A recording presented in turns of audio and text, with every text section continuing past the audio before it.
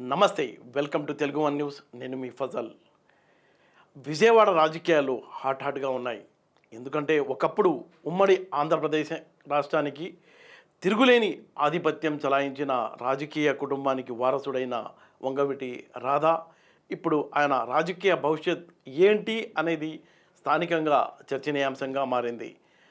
అయితే ఆయన గతంలో ఒకసారి అంటే 2004లో ఎన్నికల్లో గెలిచారు. ఆ తర్వాత చూసుకున్నట్లయితే ఆయన గ్రాఫ్ గత 20 ఏళ్లుగా ఏ ఒక్క ఎన్నికల్లో గెలవకపోవడానికి ఆయన స్వయంకృత అపరాధమే అని అక్కడ స్థానికులు చెప్పుకుంటూ ఉంటారు. ఆయన గ్రాఫ్ గురించి అంటే ప్రస్తుతం ఆయన చర్చ ఏంటంటే టీడీపీ కేటాయించిన టికెట్లలో ఆయన పేరు లేదు కాబట్టి వంగవీటి రాధా తెలుగుదేశం పార్టీలోనే కొనసాగుతారా, లేకపోతే గేరు మార్చి వేరే పార్టీలోకి జంప్ అవుతారా? అయితే ఆ పార్టీ ఏ పార్టీ కాబోతుంది? జనసేనలోకి వెళ్తారా, లేకపోతే మళ్ళీ వైసీపీలోకి రీ ఎంట్రీ ఇవ్వబోతున్నారా అనే చర్చ అయితే బెజవాడలో చాలా హాట్గానే జరుగుతుంది. మనం కనుక చూసుకున్నట్లయితే 2004లో కాంగ్రెస్ పార్టీ తరఫున మొట్టమొదటిసారిగా ఆయన గెలిచారు. ఆ తర్వాత ఏమైందంటే 2009 ఎన్నికలప్పుడు ప్రజారాజ్యం పార్టీలో వంగవీటి రాధా జాయిన్ అయ్యాడు. ఆయన అనిసలు చెప్పుకుంటూ ఉంటారు, అప్పట్లో ముఖ్యమంత్రి ఆయనకు ఆ పార్టీలో వెళ్ళవద్దని చెప్పినప్పటికి కూడా ఆయన మొండిగా ఆ పార్టీలోకి జాయిన్ అయ్యారని, లేకపోతే రెండోసారి అక్కడ ఎమ్మెల్యేగా గెలిచి ఆ నియోజకవర్గం అతనికి ఫిక్స్ అయ్యేదని అతనితో ఉన్న అనుచరులు చెప్పుకుంటూ ఉండడం మనం చూస్తూ ఉంటాం. అయితే 2014లో వైసీపీ నుంచి పోటీ చేశారు, ఓడిపోయారు. అలాగే 2019లో ఆయన తెలుగుదేశం పార్టీలో జాయిన్ అయినప్పటికీ ఆ పార్టీ కోసం ప్రచారం చేశారు కానీ పోటీ చేయలేదు. 20 ఏళ్లుగా ఆయన ఎక్కడ పోటీ చేయకుండా అంటే ప్రత్యక్ష రాజకీయాల్లో లేకుండా ఆయన పరోక్షంగా ఆయన పేరైతే రాజకీయాల్లో వినపడుతూనే ఉందని మనం చెప్పుకోవచ్చు. అంటే దూకుడుగా వ్యవహరిస్తుంటాడు ఆయన. అలాగే క్రియాశీలకంగా లేకపోవటం, 3 కీలక బాధ్యతలు ఇచ్చినా ఆయన అందిపుచ్చుకోకపోవటం, ఇంకోటి ఏంటంటే ఇప్పటికీ తండ్రి వారసత్వం మీదే ఆధారపడి రాజకీయాలు చేయడం అనేది ఆయనకు చాలా మైనస్గా మారిందని బెజవాడలో చెప్పుకుంటూ ఉంటారు. మనం కనుక చూసుకున్నట్లయితే టీడీపీ జాబితాలో లేటెస్ట్గా విడుదలైంది టీడీపీ జాబితా. వంగవీటి రాధా చాలా ఆశలు పెట్టుకున్నాడు. ఈసారి గ్యారంటీగా తనకు టికెట్ వస్తుందని ఆయన ఎన్నో ఆశలు ఆయన అనుచరులు కూడా పెట్టుకున్నారు. అయితే లిస్ట్ చూసినట్లయితే తూర్పు నుంచి గద్దె రామ్మోహన్ రావుకి ఇచ్చారు, ఆ తర్వాత సెంట్రల్ నుంచి బొండా ఉమాకి ఇచ్చారు. అంటే సెంట్రల్ నుంచి ఆయన రాధా టికెట్ ఆశపడ్డాడు. పశ్చిమానికి ఇంకా మిగిలింది ఏంటంటే పశ్చిమ సీటు విజయవాడ. ఇక్కడ టీడీపీ జనసేన 2 పోటీ పడుతున్నాయి. ఇంకా అది పెండింగ్లో ఉంది ఆ సీటు.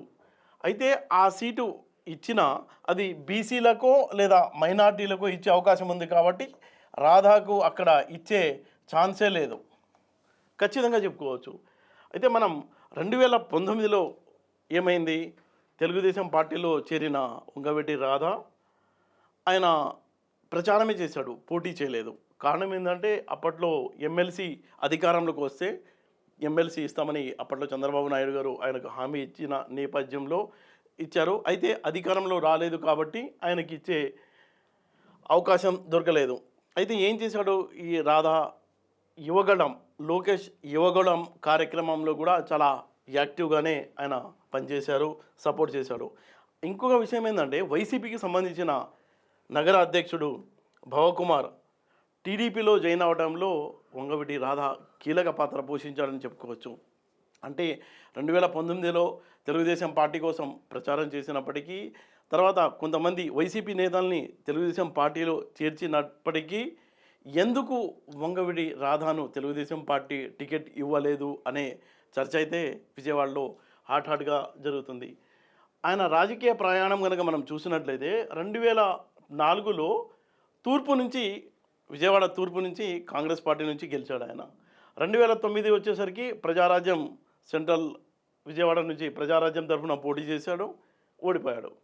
మళ్ళీ 2014లో ఏం చేశాడు, మళ్ళీ తూర్పు వైపుకి వెళ్ళి అక్కడి నుంచి పోటీ చేసి ఓడిపోయాడు.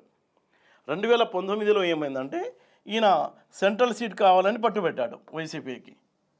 అయితే జగన్ అప్పట్లో ఈయనకి సెంట్రల్ సీట్ ఇవ్వలేదు, ఒక ఆఫర్ ఇచ్చారు, మచిలీపట్నం నుంచి పోటీ చేయి ఎంపీగా ఇస్తాను, లేదా అవనిగడ్డ నుంచి ఎమ్మెల్యేగా పోటీ చేయడానికి అవకాశం ఇచ్చారు, విజయవాడ తూర్పుకి వెళ్తే ఎమ్మెల్యే టికెట్ ఇస్తామని అప్పట్లో జగన్ చెప్పాడు.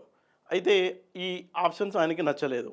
అయితే ఆ 2019 టైంలో ఒక సంఘటన జరిగింది. సెంట్రల్‌లో గౌతమ్ రెడ్డితో ఈయనకు విభేదాలున్నాయి. అయితే ఆ విభేదాల నేపథ్యంలో వైసీపీ అధిష్టానం గూడా వంగవీటి రాధా అనుకూలంగానే ఆయన వైపుకే నిలబడింది. గౌతమ్ రెడ్డి కూడా సారీ చెప్పడం, ఆ వివాదం సద్దుమణిగింది. అయితే ఏమైందో ఏంటో ఆయన ఆ టైంలో తెలుగుదేశం పార్టీలో జాయిన్ అవ్వడం, ఆ పార్టీ కోసం ప్రచారం చేయడం, ఆ తర్వాత అలా ఉండిపోయింది.